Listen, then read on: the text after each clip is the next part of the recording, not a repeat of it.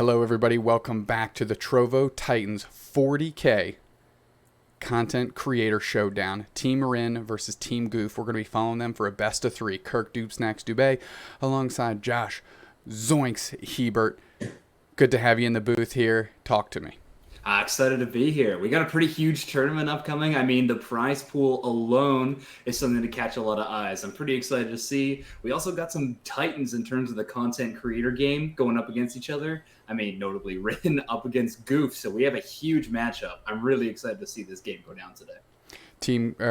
Goof, part of one of the strongest teams in Pokemon Unite, TTV, formerly known as Love D's, and Rhinne is one of the strongest solo queue players and consistent streamers and showing people how to do it by shouldering the entire team on your back. Of course, the content creators that are going to be following alongside them, a little bit less on the competitive edge. However, I'm still expecting a lot of good games here, and Rhinne is the point of view that we're going to be following this evening. Yeah, I'm excited we're following that. I mean, Venusaur, after the most recent patch, is kind of dummy busted. That Pokemon is unbelievably strong with that Pedal Dance Giga Drain kind of combo. I would be shocked to see a team not play Venusaur in this tournament today. And to no surprise, Rhinne has taken advantage of playing Venusaur with all those buffs, and they're really going to try and flex that new power and pickups that it's got here. Just going to drag the Lillipup around, as we know that goes to the Ludicolo side, and they're going to kick off their jungling pretty efficiently right now. Yeah, it makes a lot of sense in a team or a setting where you're not practicing a ton of the time. These teams are sort of thrown together, that they're actually going to be doing the normal 2-2 split with one in the jungle. But just an interesting take that we got Venusaur going into the jungle. Put the strongest character in there, get them those immediate levels, and try to get an early pickoff. But already, looks like Team Rhinne has gotten started.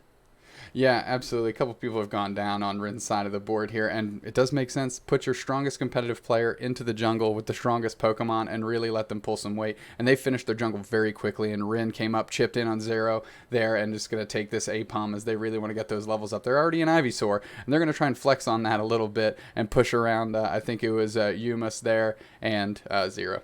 Yeah. Right now, Team Rhinne posturing top B's just about to start, so they're going to have that triple setup in lane, making sure they can secure as much of this real easy experience and shove the orange team off as much as they can. Rhinne doing a good job of bubbling out the two players on Team Goof here as Rhinne gets a little bit of the bees, grabbing those middle core fish, watching the action downstairs as the jungler for their side, Goof, also playing Venusaur, is there helping in. But Rhinne makes a move, sees that Goof is down there, and he's jumping into the opposing jungle. Yeah, a little bit of jungle invade. This is awesome. Really well done by Rhinne to kind of have that internal clock of when that enemy camps are going to start spawning. He's able to track when Goof is going to be taking those out and is going to get a nice base back and able to jump back into his own jungle. He might hit Venusaur by first, well, maybe not Venusaur, but he's going to hit 8 by first dread for sure. That's a great call. Ludicolo number 1, we'll call it, and then Ludicolo number 2. Their own Ludicolo goes down here as they're making their way over to Bouffalant. And we're still watching a little bit of action downstairs. Team Goof doing some work on that top goal zone as 0, and I believe it was Nox that was up there as the Eldegoss that is rolling back up, trying to push them back and do a little damage control.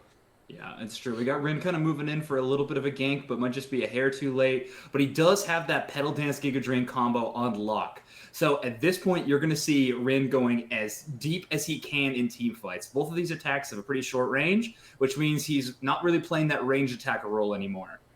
Cup of Joe and Lino getting pushed back by Pika, Goof, and Beto there, and here we go. Rhinne's in the mix. They're making the push, and they're chasing down their opposing jungler, Goof, and they take them down with a little bit of help of Cramorant. Then Pika goes down, and Batoski goes back as they're able to pick up some bees, but not before Yu gets their fair share, rolling down from the top lane as they're geared up for Dreadnought, and we're going to see how Rhinne does and goes ahead and pockets for this Dreadnought as their team is coming back online to make the push. Yeah.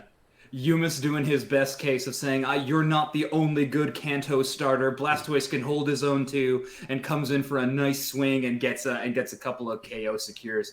But that is going to mean that this Dreadnought is pretty much a 50-50 split. Both teams have 4 or 5 here. This is coming down to a coin flip on this early team fight. Rhinne's going after Goof immediately, and of course going after Yumas too. I believe they are able to capture themselves, putting the team on your back though. Rhinne takes the Dreadnought and now is in the mix of this team fight as both Goof and Rhinne are Venusaur. That's 4-on-1. They're going on. They're still staying up. Giga Drain doing work, and they go down on Goof. Goof goes down. Somebody's forced to escape. Pika's about to go down. Petoskey trying to make it work. Rhinne's still up. They're going to need a meteor to hit this planet or take care of this dinosaur. He's chasing Petoskey now. That's going to be their third KO streak of 4, and they're able to close it down on Petoskey. Holy smokes. If you wanted a carry, kids, you just found one. Rhinne doing work. Oh, Giga Drain in the pocket is an unbelievable move. Keeps him up that entire time.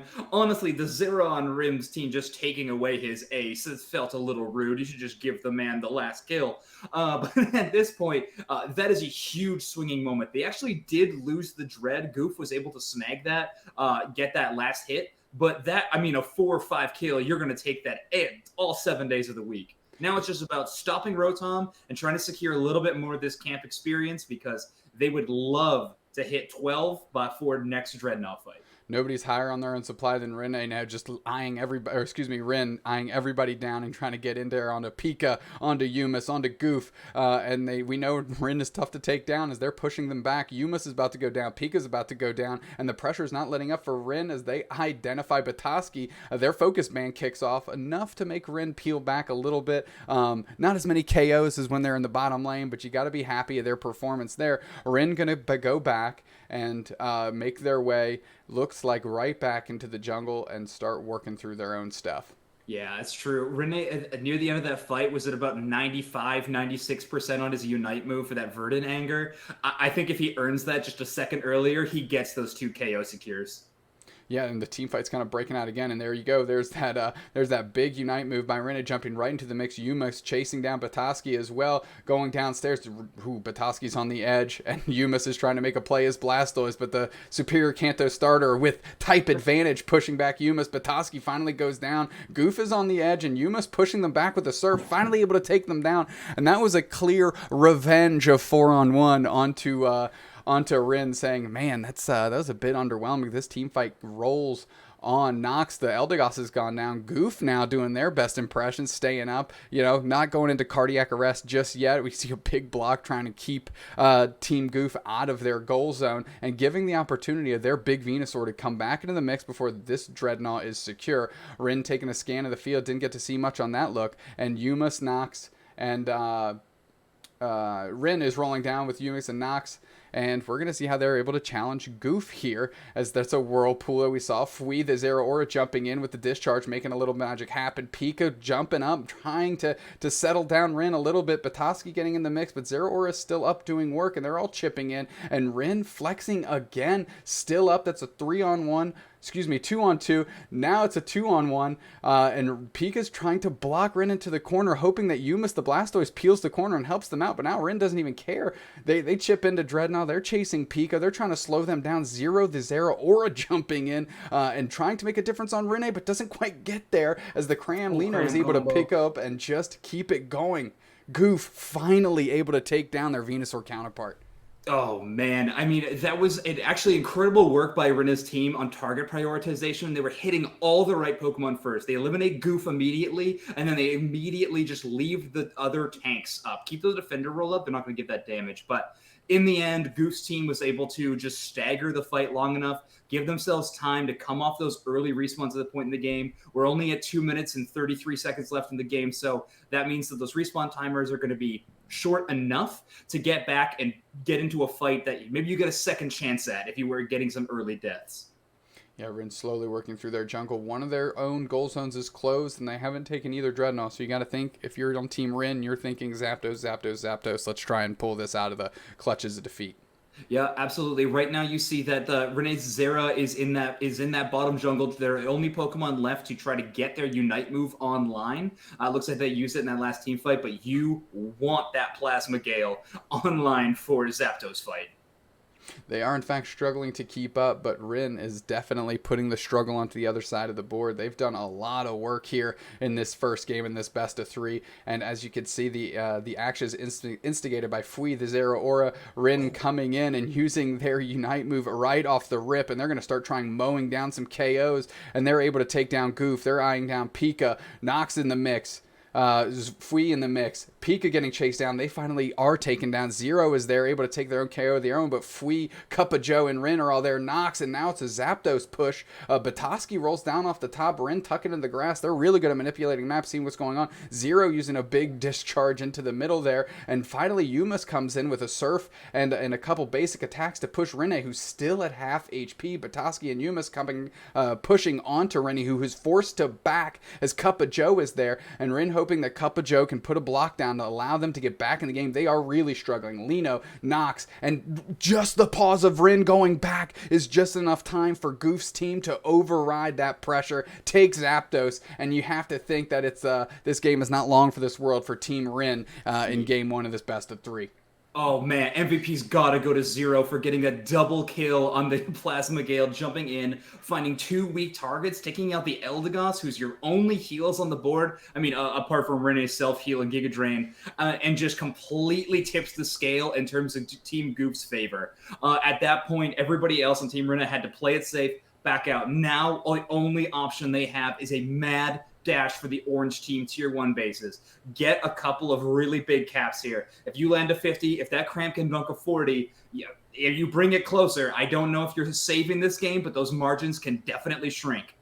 Absolutely. Rhinne with a little bit of a pad in the stats there, getting that 100 burger back in, but I don't think it's going to be enough to close it down. And was trying to get a couple more KOs before this one was closed out. And let's take a look at how these scores shake out. 720 to 269. It felt like that was going to be the score the whole way. I mean, we're watching Rhinne, who is definitely putting in mean amounts of work across the board. However, there was just too many other factors flowing against the team. And ultimately, they take the L in game one here, but don't want to underestimate the very impressive presence that Rhinne had that whole game. Oh, definitely not. Yeah, I think that was just a case of losing a lot of the early game in both bot and top lane, which just that experience edge just made it a little bit too tough to close out a couple of those dreadnought fights. I mean, the dreadnought fights were close. A couple of them went back and forth, and we had time for respawns. But in the end, orange team, we had Goof and Zero, and coming in to just secure those kills. So unfortunate loss for Team Rhinne, but I think the game was more close and respectable than that scoreline really indicates. Couldn't agree more. We're going to sit tight, and we're going to be back with Game 2 action. Team Rhinne versus Team Goof here at the Trovo Titans 40K Content Creator Showdown. Be right back. Hello, everybody. Welcome back. Game 2 in the best of 3. Team Rhinne versus Team Goof for the Trovo Titans 40K Content Creator Showdown. Kirk, doobsnax, Dubé, Josh, Zoinks, Heibert, and we're watching from the point of view of Rhinne. Game 1 went to Team Goof. What can we expect here from Team Rhinne to try and bring parity to these scales? I think just shoring up the lane a little bit, getting a little bit more of that early XP, just making sure we secure that.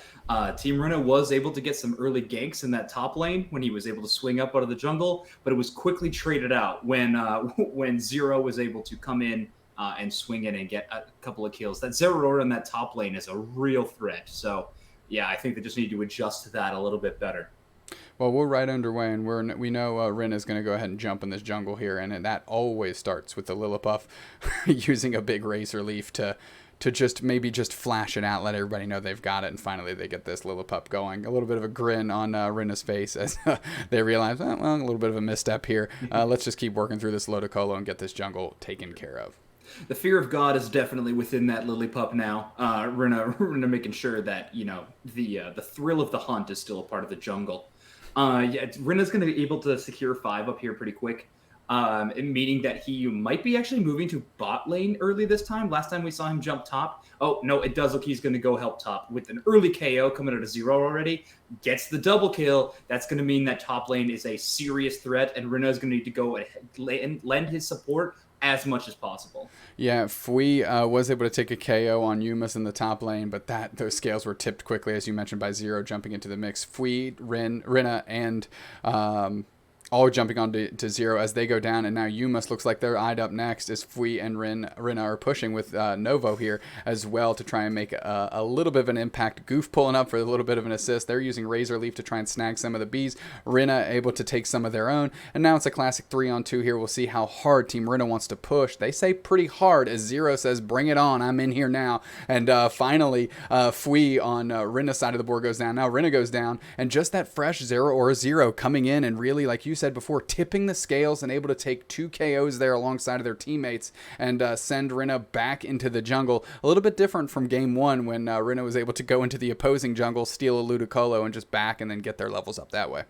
That's true. Yeah, not many Pokemon can brag about the pure mobility that Zeraora has. I mean, you can come off of respawn and be back and ready for a Rotom or Dreadnought fight in split seconds because of the mobility and attacks that Zeraora has access to. And Zero putting on a masterclass showcase of that, really showing off how he can jump into that lane, get into a fight. And yeah, bot lane seems to be popping off already. Yo Cup of Joe trying to bring the smackdown to the opposing Snorlax. And Rhinne chasing as well, and is able to give that assist to Cup of Joe there to get that KO on the opposing Snorlax. The opposing Snorlax Pika. Rhinne taking the opposing team's mobs now and going to pressure Batoski out of the way and letting Cup of Joe grab that bottom Audino. Lino's in the mix here. They haven't really chipped into anything yet, but they've got to be feeling confident that they've got their team captain down there with them here to bully everybody around. Yumas getting a little aggressive. So is Pika and Batoski as Novo, Rhinne are just trying to push back a little bit. Greg, get a hold of their fair share of bees here before things slide too far the other way. Pika getting pressured and goes down to the Cramorant Lino.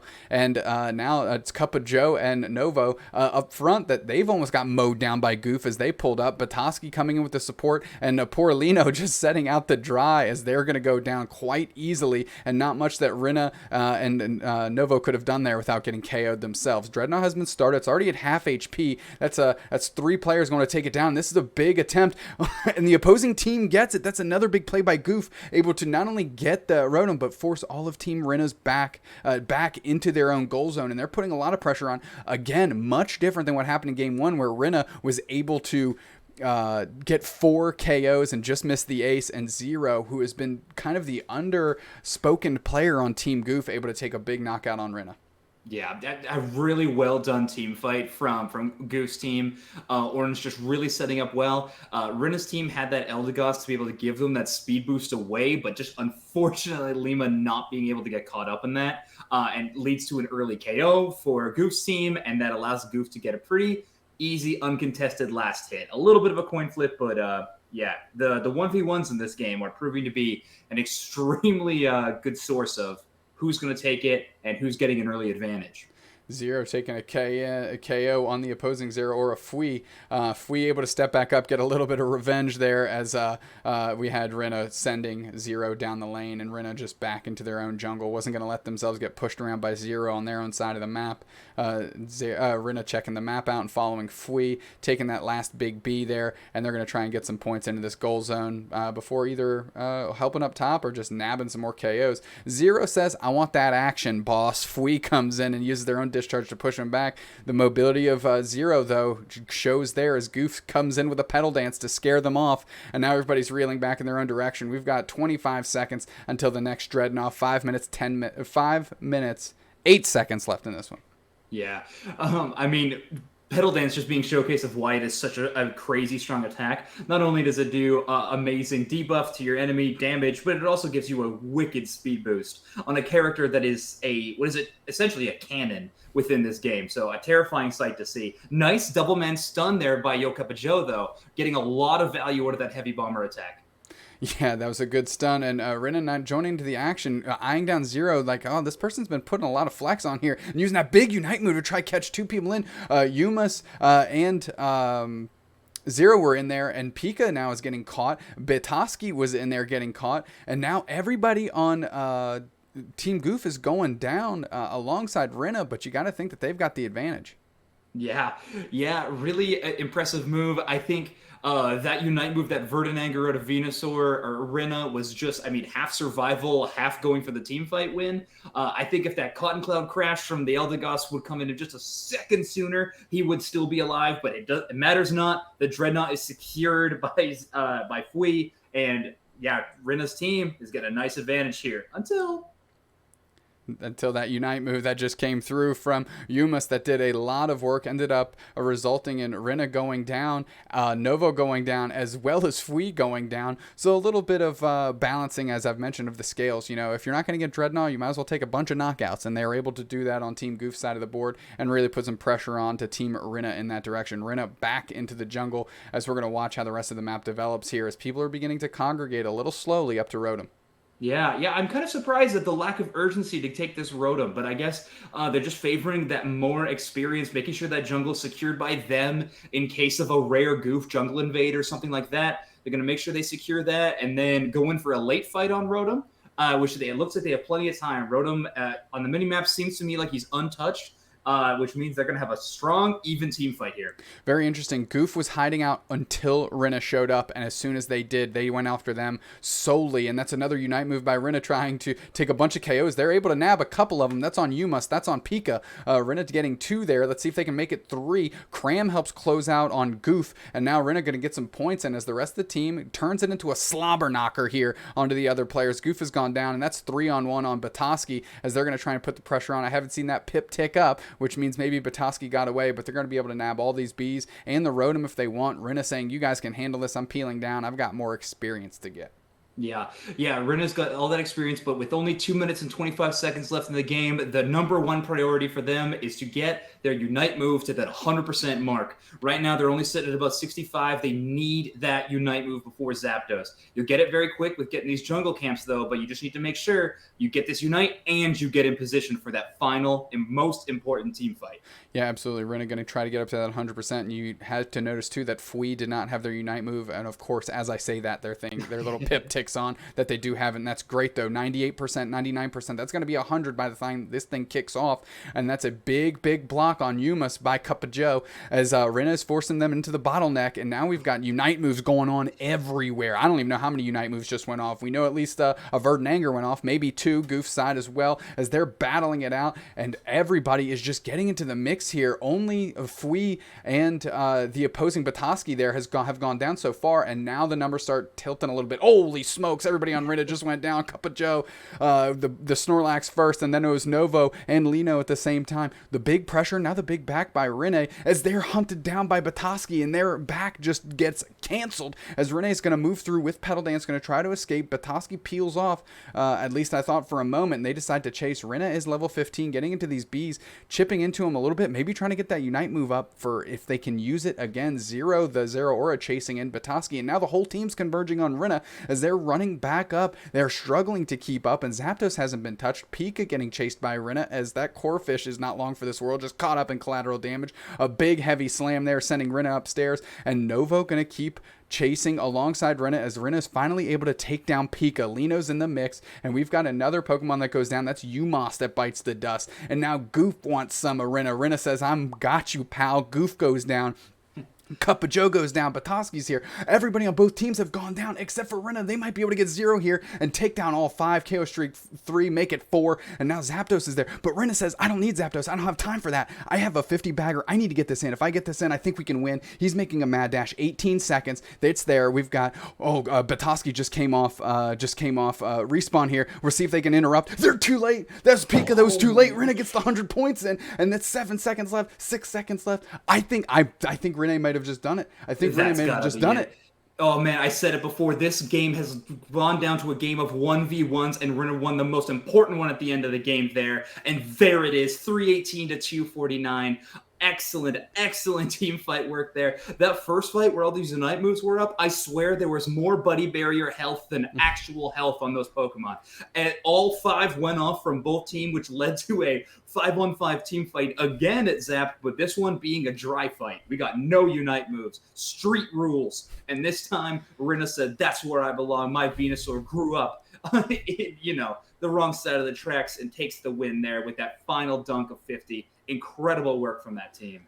Yeah, that wasn't a team fight. That was a Rhinne fight. Their final stats there, I believe, is 170-ish points in, 11 KOs, 6 assists, and an overall score of 91. I would have given the kid 100 for that performance because that 100 points they got in was definitely for the win. Those those 4 KOs they got at the end, that was definitely for the win. And if you want to talk about the ideal moment of putting the team on your back, though, that was Rhinne 100% of the way here in Game 2. And I can't say anything but of how excited I am for Game 3.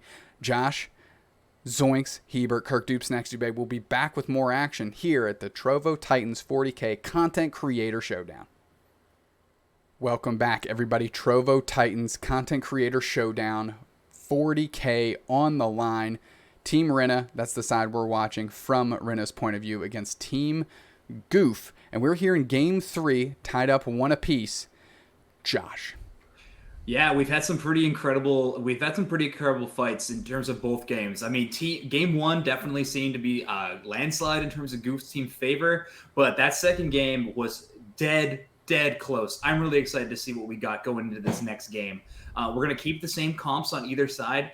Team Goof's team comp is very different than Team Rinne's. In fact, that they are giving so much more resources towards CC. I mean, you have Ninetales, Blastoise, and Snorlax, 3 of the best characters in the game at stun locking and making sure that the enemy team can go nowhere, and gives Zero and Goof just free range of their damage abilities. I'm really excited to see if we can showcase that a little bit in this game, because Rinne's team definitely has their resources put into mobility. You may have noticed that the Zera and Rhinne with his Venusaur are both running that full heal battle item. That's going to give them a little bit of a fighting chance in those heavy CC builds. But yeah, I'm really excited to see if they can eke out the win despite the negatives that their team is going to be putting on them.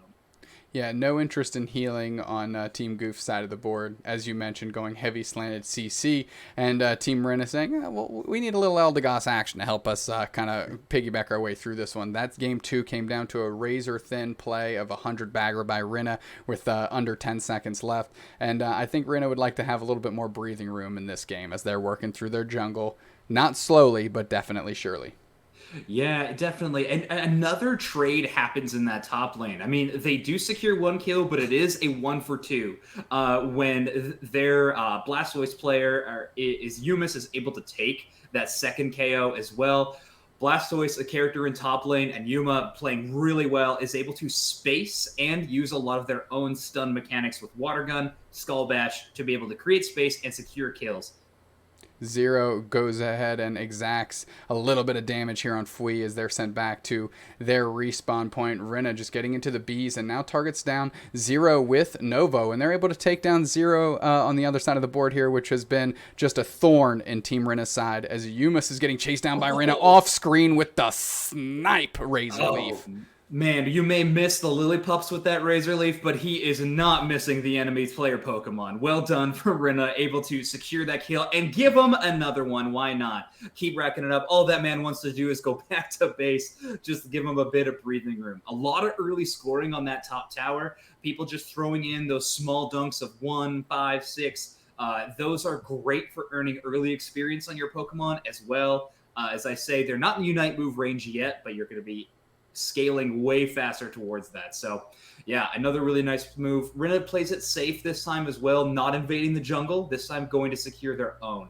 So I think it's, a really good move. And they're really just trying to make sure they're hitting 9 by first Dreadnought. And with 8.5 on the experience level, they are well on their way. 3 levels above Yumis and Zero, who can't have any interest in getting Froggy with the dinosaur here. As Rhinne eyes up Yumis and tries to make a play, just chips in, lets them know they're there. And now it's just some work on Corphish and letting Fui get their experience up, because we know Zero and Fui are going to be relied upon in the late stages of this game. And those bees are just mowed down. Rhinne hits 9, Unite move, and first Dreadnought is in 7 minutes, 7 seconds left. Dreadnought is on the horizon, and you gotta love having your jungler be level 9 and have their Unite move.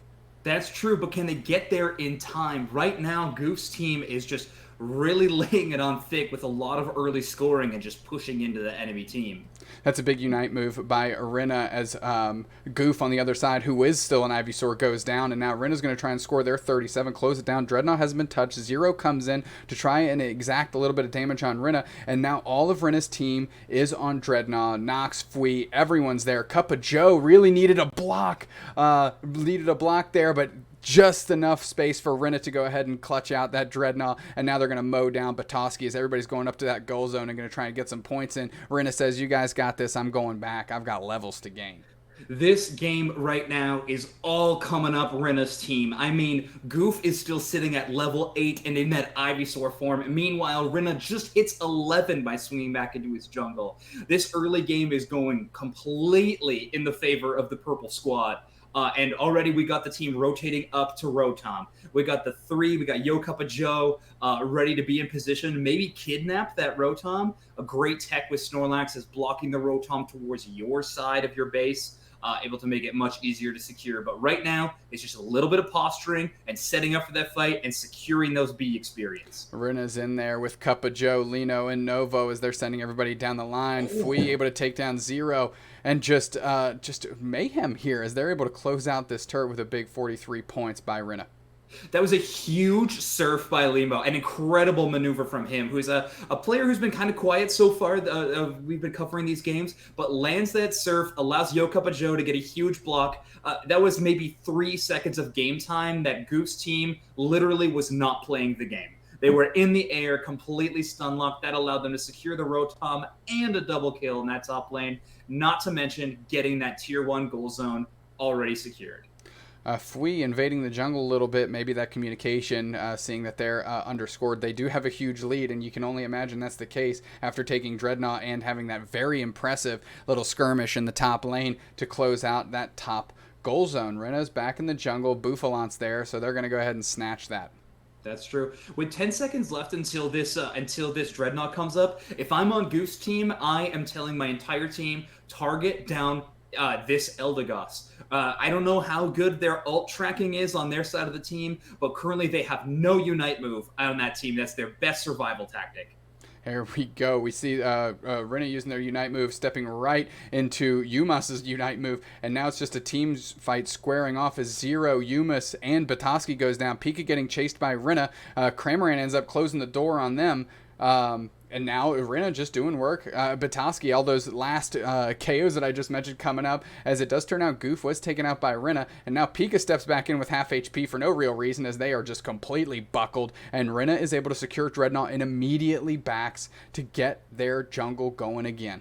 Yeah, Pika going for that hopeful dream of getting the last hit heavy slam onto the Dreadnought, tipping the scales with how far the level gap is right now. The catch-up experience from a Dreadnought being knocked out would be huge for Orange Team, but Rinne's team obviously knows that, and they are securing that no problem. Lima hitting those stuns on Yokappa Joe, making sure they cannot move.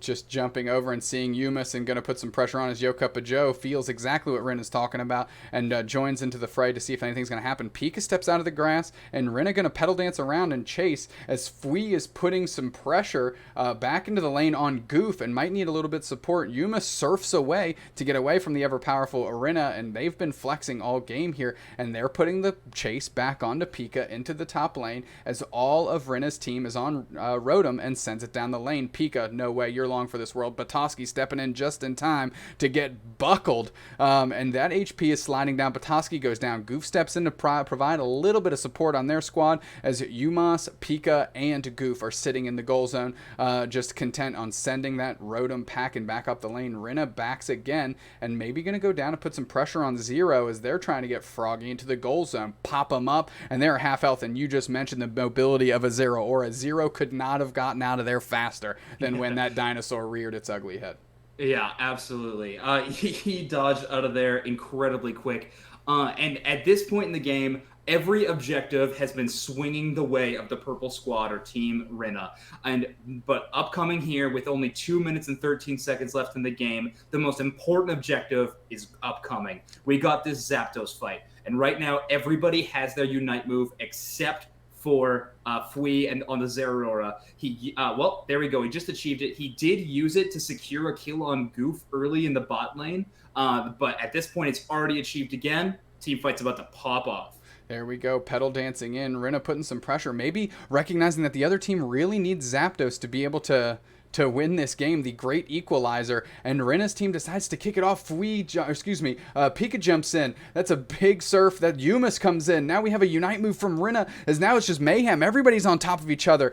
Cup of Joe uses their Unite move, and the Heavy Slam takes it. The Heavy Slam takes it. The Heavy Slam takes it. Team Goof is sent scrambling like a bunch of cockroaches with the light on, and they're trying to make it to the goal zones and get all the points in they can. Umas gets 100.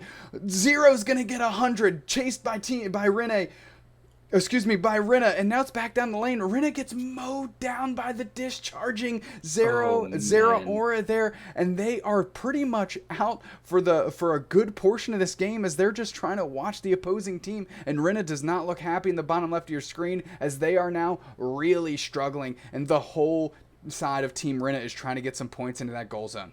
Oh, Goof was the biggest bait that I have ever seen in Pokemon Unite. They jump on 5-on-1 in bot lane, use Unite move, secure the kill on Goof, and they thought, perfect, we have a clear lane to Zap. They start ripping Zap, not expecting the other team to come in just in time to rip it in turn, and they make it into a coin flip of a game. The coin flip, unfortunately, falls towards Goof's team, depending on who you're cheering for in this particular case. And right now, it's just who can land these back caps in terms of scoring.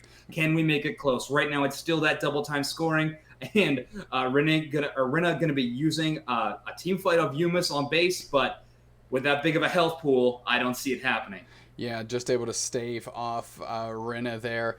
And you have to give some shine to Pika, the Snorlax for Team Goof, who came through. You mentioned they tried to do that cheeky heavy slam to secure that second dreadnought, but they are able to secure the one Zapdos for Team Goof, and that is 5-12 to 3 and some change to 304. And Team Goof takes this 2-1 in the face of a very impressive performance by Rhinne, but didn't quite get to close the door on the opposing team this time around. Yeah, a bit of a heartbreaker of a match. Honestly, that game's going completely in your favor. Every objective secured. The level gap secured. You're taking any kills that are happening. It's trades in your team's favor, and yet the coin flip Zapdos play, the coin does not land in your favor, and unfortunately the game just cascades from there. But yeah, I'm with you. Shout out to Pika. The dreadnought last hit attempt was just a warm-up. After that, it was all good news when you're able to swing in and take a Zapdos. Take that trade any day of the week. Absolutely. I'm even kind of curious now. You identified it very clearly. Goof rolled down in that bottom lane. Maybe the biggest distraction, as you mentioned, of all time. The team collapsed on them. They're able to take them out, wasting a Unite move. And it was a very unified attack from the top of the Zapdos center zone from the other 4 players of Team Goof. And you have to imagine half of the work was done for them by Rhinne and company, and that really gave them the opportunity and opened the door just a little bit for them to just peek their eyes, say, okay, we got some space, and then kick that sucker open. So tip your cap to Team Goof, especially in that game. Pika, the Snorlax, and Zero, you got to give them the credit for the first 2 games because they did a lot of work for that squad as well. And on Rinne's side, you can't be upset with, as you mentioned, that second game, Cramorant with the crazy surf in conjunction with Yo Cup of Joe, able to stun lock 3 of those players in the middle, giving Rhinne the opening they needed to get a big KO on 3 different players for Team Goof. So all in all, a great showcase of what these content creators can bring to the table, and just because they're creating content doesn't mean they aren't competitive either. And this was a heck of a barn burner. Oh yeah, a great match from both sides. We saw pop-off plays, we saw interesting, crazy strats, if you want to call the Goof bait a planned strategy. So I think we really saw it all in this match. I'm excited to see more events like this. It's going to be awesome. On behalf of Josh, Zoinks, Heibert, Kirk, doobsnax, Dubé, and this was the Trovo Titans 40K Content Creator Showdown. We'll catch you next time.